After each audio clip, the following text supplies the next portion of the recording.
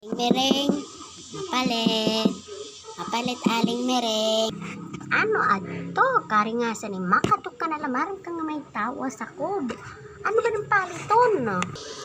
Usa nga pansit kanton. Ay diri ando nga pansit kanton. Tagpira bating pansit kanton. Tagkin sila gad.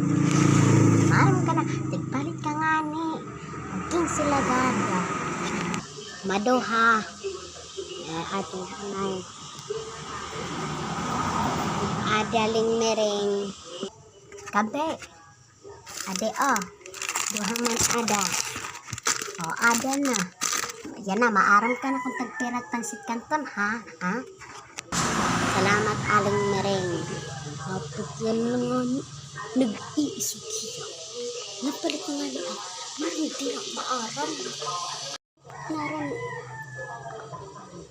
naranasan nyo na ba maging katulong? Ako, oo, naranasan ko dahil naging katulong ako sa Mindanao. Malayo ang bahay namin sa Mindanao dahil ang bahay namin ay nasa Samar. Ako nga po, itago nyo na lang po ako sa pangalan Maricel at ito ang aking kwento.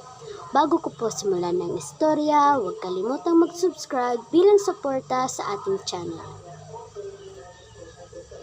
Nay, aalis na po ako, Nay. Pupunta po kasi ako ng Mindanao. O siya, sige, mag-iingat ka doon ha. O ito, pamasahe. Opo, Nay, mag-iingat po ako doon. Pupunta na ako noon ng Mindanao, hinihintay ko pa si Kuya Jack dahil siya ang maghahatid sa akin sa Mindanao. Oh, Kuya Jack, nandiyan ka na pala. Oo nga eh. O siya, halika na, baka ka pamalit. Opo, sige, tara na po.